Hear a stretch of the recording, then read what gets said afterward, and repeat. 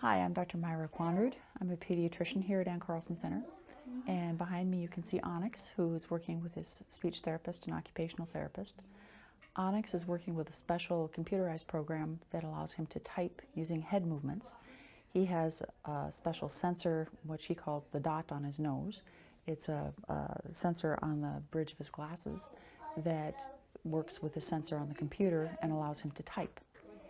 Onyx is able to write with his hand, but unfortunately he fatigues very quickly, and therefore his handwriting gets pretty messy and he can't sustain it for very long. But with the computer program, he can type like anybody else.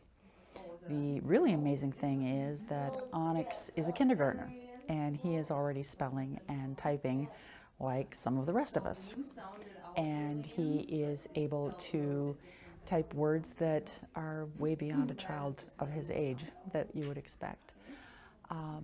When Onyx first came to us, he was recovering from a traumatic brain injury. He had been in the hospital for several months already, and he was still emerging from a coma. He was tube fed, and he was fully dependent for all cares. And it has been many months, but Onyx has worked very, very hard all those months. And in that time, he has regained the ability to speak. He has regained the ability to breathe on his own to the point that he no longer has a tracheostomy. He has learned how to eat, and he no longer has a feeding tube at all. And he has learned how to handle all of the comings and goings and daily happenings of life to the point where he now goes to public school full time. When Onyx came to us, like I said, he was still emerging from a coma, and any sort of sensory stimulus, turning on the lights, a loud noise, set him off, was really upsetting to him. All of our rooms here at Ann Carlson Center right now in the main center are multiple child rooms. So we have 2 and 3 children to a bedroom. And especially in our medically fragile unit, those children all have ventilators, they all have feeding pumps that alarm, they all have different medical devices that will alarm. It's noisy, it's chaotic, it's busy. And so for a child like Onyx, that's a continuous onslaught of sensory stimulus that makes it very difficult for him to have that quiet environment for recovery. One of the things we're looking very much forward to in the new building will be a chance to have a private room, a place just for his recovery, for his healing, and for his time to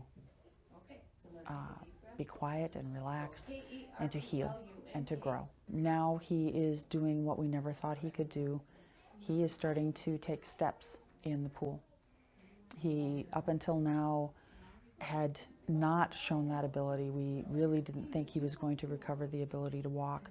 And he was working in the pool, and one day he suddenly started taking steps, much to everyone's surprise. I don't know how far this little boy is going to go, but I do know that he is one determined kid. Don't count him out. I'm a rock star. Oh, yeah. I'm really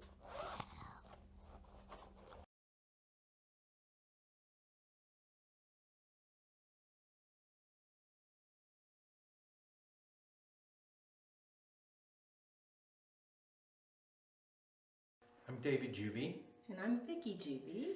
and we are the parents of Christian Juvie, our son, who is a resident at Ann Carlson in Jamestown, North Dakota, at the Ann Carlson facility there. And our journey began many years ago when we discovered that he had special needs, and we worked very hard to keep him at home. We had a series of providers that would come into our home and take care of him. But as he grew, so did his needs and the demand for more work, and also we were not achieving some of the things that we knew he was capable of doing. And Vicki and I had this discussion many times about how he could do more, but he needed that consistent work Yes. to do what it was he needed to do, and encouragement and a training that would put him on a trajectory that started in the morning and ended when he went to bed. We had looked at different options along the way, and then somebody suggested Ann Carlson to us, and we toured the Ann Carlson Center. We talk ahead of time, explain to Christian that there would be a change. And whenever we talked about it, he almost seemed excited.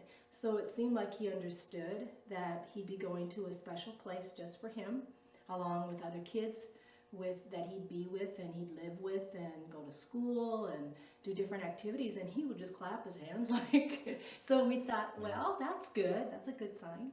And then we continued to visit him like at least once a week. And every time we did, he would make progress with the way he was eating. You know, he'd slow down in his eating habits and just adapting what they were training him to do because of the one-on-one care and all of that. And then his weight began to drop, and we were seeing signs right away that this was really good. The dedication of the staff to understand every part about his life was evident. They were very dedicated to him as a person. And he's not the only one there. There are a lot of kids there.